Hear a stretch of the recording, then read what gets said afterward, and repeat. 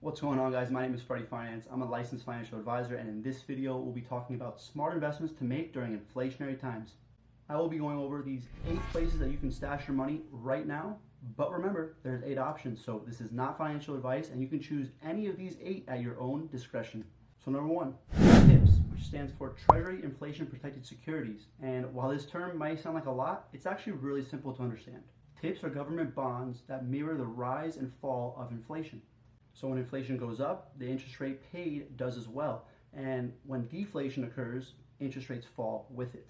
Since these are backed by the US federal government, that means they're one of the safest investments that you can make. Number 2, cash. And to be honest, cash is often overlooked as an inflation hedge. Even though cash never keeps up with inflation, it's a great asset to keep in your portfolio during these times because there's so much uncertainty in the market, and if you're going to lose a couple percentage points, like 8%, which is what the inflation rate is today, that's not as bad as putting it in the market and then having it go down 20, 30, even 40%.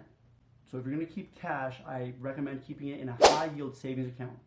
Number 3, keep your money in short-term bonds. And this is actually a similar strategy as to holding cash because your money is safe and accessible. So I'm putting short-term bonds in here because if inflation continues to rise, which will lead to higher interest rates, these short-term bonds are going to be much more resilient, where the long-term bonds are going to suffer more losses. Shorter-term bonds are much less affected by interest rates because they have a shorter duration. So that means the changes in the interest rates won't hurt the short-term bonds as much as the long-term.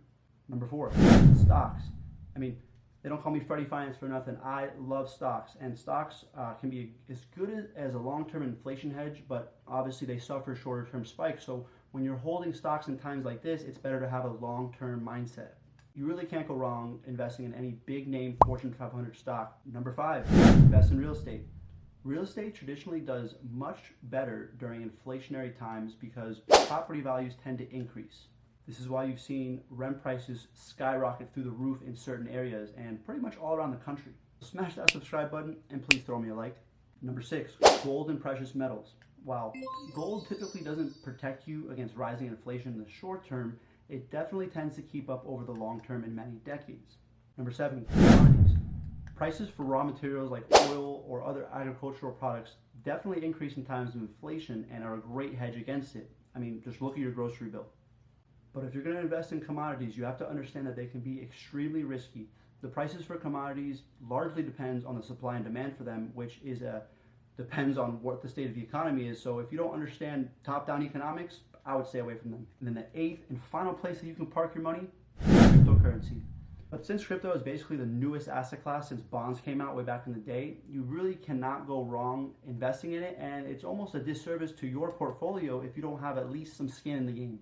Use this inflation surge as a period to review your overall investment portfolio, your goals, and make sure that what you're doing with your investments aligns with your investment goals. And definitely do not make any dramatic changes to your portfolio. Do not panic sell because that always leads to regret and then FOMO. Drop a comment, let me know what you think. Let me know if I missed any investments, and be sure to subscribe, like, and I'll see you guys next time.